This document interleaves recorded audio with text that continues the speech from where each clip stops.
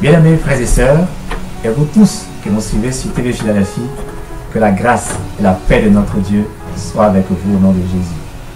Je voudrais encore avec vous partager un extrait de la parole de Dieu que nous avons tiré de la deuxième épître de Paul à son fils Timothée, chapitre 4, les versets 7 et 8. Prions avant toute chose. Père, nous te disons merci pour ta parole qui est esprit et vie. Je prie ce matin que ces quelques mots nous fassent du bien et que ta parole fortifie quelqu'un au nom de Jésus. Amen.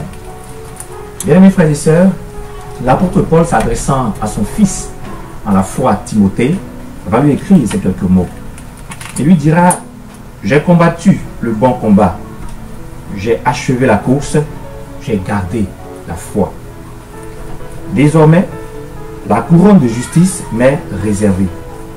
Le Seigneur, le juste juge, me la donnera dans ce jour-là, et non seulement à moi, mais encore à ceux qui auront aimé son avènement. Amen.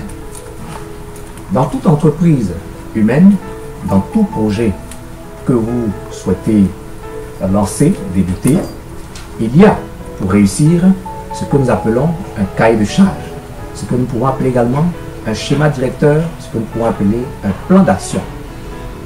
Ce schéma qui est en réalité un ensemble d'instructions, un ensemble d'orientations bien pensées au départ et écrites, nous permet de savoir où nous allons, mais de savoir également en cours de route, dans l'exécution de ce projet-là, à quel stade nous sommes et de pouvoir corriger éventuellement s'il y a lieu de le faire. Il en est de même dans la vie chrétienne. La marche chrétienne, assimilée ici par l'apôtre Paul à une course, est en réalité un projet de vie. Un projet ayant pour objectif, ayant pour but, pour finalité, la vie éternelle. Ayant pour finalité le salut auprès de Dieu. C'est pour cela que dans ce projet, nous avons un cahier de charge, nous avons un schéma directeur, nous avons un conducteur qui nous sert d'éclaireur.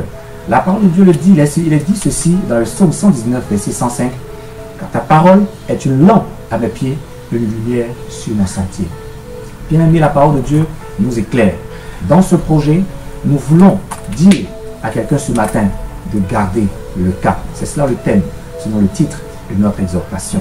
Garder le cap, c'est chaque jour s'assurer que le stade que nous sommes en train d'aborder, où nous sommes arrivés, est conforme au cahier de charge, c'est-à-dire à la parole de Dieu.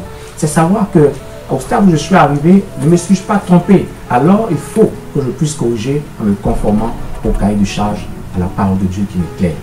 Ainsi, bien aimé, dans cette marche, il peut arriver que des tempêtes, aussi nombreuses soient-elles, puissent frapper notre bac.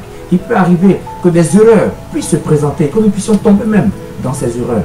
Il peut arriver que dans ce projet, dans cette course vers l'objectif final qui est la vie éternelle, que nous puissions nous laisser distraire. Autour de nous, beaucoup d'événements, beaucoup d'attraits dans ce monde se présentent. Mais nous voulons dire à quelqu'un ce matin que nous avons un cahier de charge à suivre. Ne nous laissons pas distraire. Gardons en vue l'essentiel. Gardons le cap sur l'essentiel qui est la vie. L'apôtre Paul, au soir de sa vie, s'adresse à son fils, légitime à la foi, Timothée, en lui adressant ces quelques encouragements que nous voulons ce matin vous adresser.